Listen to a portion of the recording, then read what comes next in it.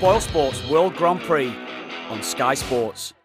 But yeah, it was one of those games where his 180 scoring was great, but strategically my game plan went to plan. Yeah, we saw 8 180s from Georgia tonight, but your finishing was really the difference. Have you been practicing solely on the double since your win last week? Yeah, I mean the game solely goes around finishing, and I worked hard on it, and I knew that opening up on the 32 and kind of capitalizing on his mistakes and setting up as well. I mean, strategically, I was always in the game, even though his scoring was his 180s was great. My timing of my 180s was on his throw as well. So there's points in the game where I thought if I impose myself on his throw, I'd get that opportunity, and we've seen it happen.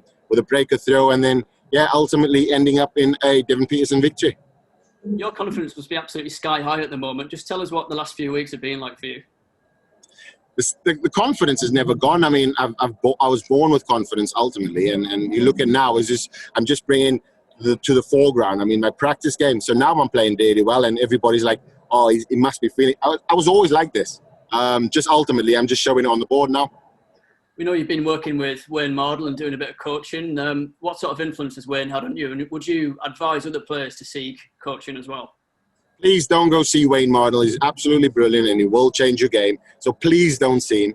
I've been working with Colin Lloyd, Phil Taylor. I've been chatting to him a lot as well. We've got Andy in Scotland. He's been influential in strategic planning of my game.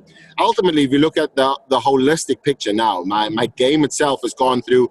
It's a different change now. It's a different approach, and that's a big thing though. Like in the sport itself, I mean, you know that it's the taboo with having coaching and all of those things, and so on and so forth. And now I've just kind of broke the mold.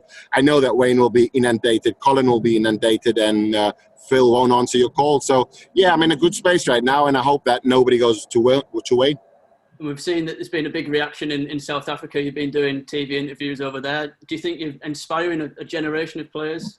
That has always been one of my, or the main goal is to inspire the youth coming through and having more Africans come through on the Pro Tour itself, because we have amazing players. Financial difficulties kind of is a boundary that we face in Africa itself, and once we overcome those, I mean, we'll have loads. I mean, I'll be starting in 2021 the Devon Petersen Academy alongside JDC, so that hopefully gets a lot more African players in, and we'll see loads. So yeah, the ripple effect, and I'm happy to be the torchbearer of good news, if you must call it that.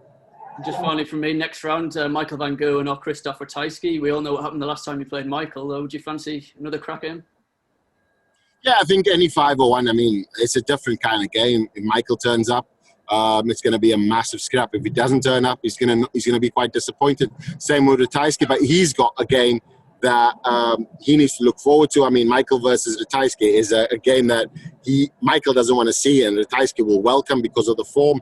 But yeah, I'm not too concerned. I mean, I just focus on my 501, do my best. If I do my best, I'll win. If I don't do my best, they might have a shot. Boylesports World Grand Prix on Sky Sports.